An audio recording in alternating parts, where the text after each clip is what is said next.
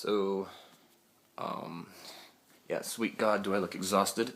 Anyways, last night I was hanging out with a friend of mine, and we were just talking about, well, we talked about a lot of different things.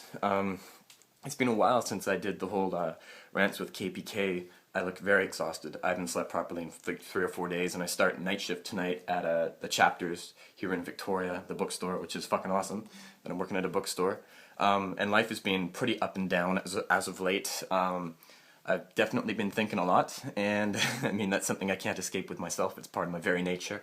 But anyways, yeah, I guess I decided I'm trying to get to sleep so I can go to work at 7 p.m. and not, like, fucking just die, crash, because I haven't slept at all properly for 5 days in a row.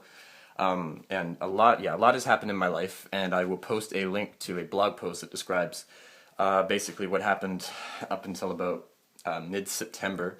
More has happened since. I'm just kind of waiting for the day that it pushes me to the point where I feel so lonely that I have to write it out, I guess, because I did start it, but I'm not really at that point of, like, precipice loneliness where I'm looking over the cliff and going, oh, I need to express this because I'm just so sad about it. And, like, I definitely am sad about, like, everything that just happened. Anyways, it's not really what this is about. I don't really want to go into, like, a big detail about my life. If people are interested, for some reason I do seem to advertise my life. It's sort of like a, I don't know, if I spread it out, then it becomes easier to deal with for me, personally. So I like to really let people in, and that means everybody. I wear my heart on my sleeve, basically, which is an interesting thing to do because it's a pro and a con. It's a negative and a positive. It's definitely dependent on, like, who you're with. Some people will really end up stepping over honesty, and other people will, like, really embrace it, and you make some pretty incredible friendships and stuff. But the thing is, once you wear your heart on your sleeve, I start like questioning myself as to whether I'm wearing my heart inside at all, or if it is all on my sleeve and I'm not being honest with myself about certain things. Who knows? I don't know. Anyways, that's just the looped thought of depression, anxiety, all that kind of jazz. But I was watching Rants with KPK last night with a friend of mine, and I was just seeing, like, oh man, like, it's interesting to see, like, how I've developed since, and how I'm gonna look at this particular video and, like, see how I developed and be just, like, just making sure I have enough room on here for a video, how, like, I'm gonna develop philosophically, or how I'm gonna, who knows, because I feel like at the moment, I was at a higher point philosophically and perhaps spiritually speaking when I made the original KPK rants. And now I feel like I've degenerated, like, maybe took, like, 2 or 3 steps forward and then 4 or 5 steps back. At least in practice, not really in theory. I've definitely developed things in theory, but at least in practice, I have partaken in things that I would probably not have otherwise, and as in, like, pettiness following a breakup. And I mean, I've done it before. Everybody's kind of petty in a breakup, but my reactions are just extreme, and they seem to be extreme to most things in life. And you know, that's a real gift. It's like my eyes are on fire for life, right? I'm always going to be passionate about anything I do, really. Like, when it comes right down to it, I can be destroyed by that and, like, kind of pushed and crushed into apathy and indifference and depression. But, like, I'm fucking, okay, when I drink coffee, I'm actually passionate about that coffee. I fucking love coffee. I'm addicted to coffee. I am actually getting to a bad point with coffee where I'm way too addicted.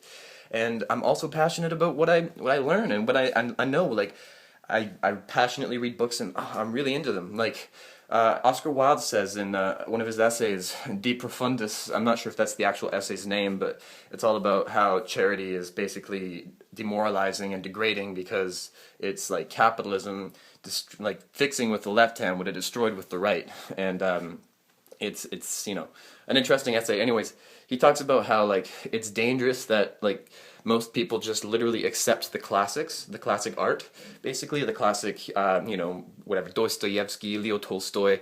It's just things people kind of chug through reading, but they swallow them whole. They don't actually taste them. And that's the problem with, like, the university. I call that the university mode of mind.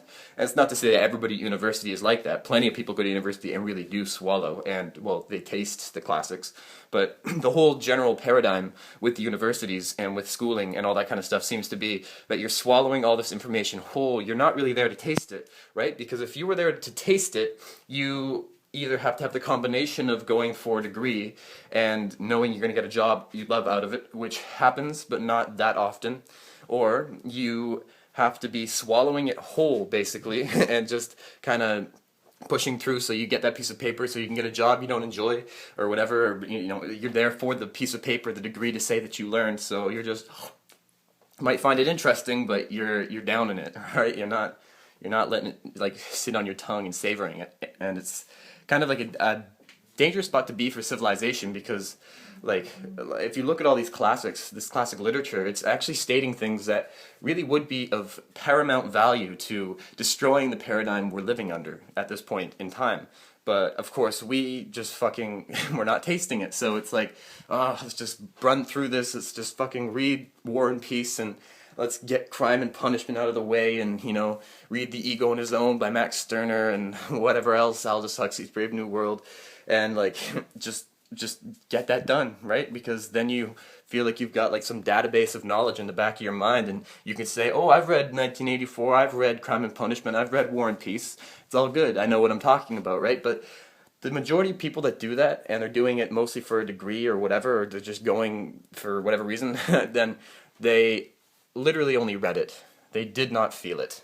And writing is all about the feeling, right? And I think that's why, like, I enjoy Jack Kerouac, the writer, so much, because he is not read, he is felt. If you try to read him as, like, just completely read him, you're not gonna get it. You're gonna be like, what the fuck, it's just a jumble of random words and run-on sentences, and, like, what's he trying to say? But all of a sudden, if you read it, and you're feeling it, it starts painting it in your mind so vividly. Every single little minute emotion, every single, like, whatever, the feeling of the grass underneath his feet, the look of the cow that was just, you know, the atmosphere that was created out of the gaze of the cow at Big Sur. It's just intense. It's so intense. Like, I remember reading On the Road for the first time, and it just re-elicited emotions that I hadn't felt in years, and I didn't even remember existed. Like childhood emotions I felt like things, just intuitive things that I would have felt about a certain atmosphere, a certain place, that sensitivity to life. I returned to that in On the Road, and I'm still, like, sometimes I get that with life nowadays, but most of the time I don't. It's being blunted by the whole idea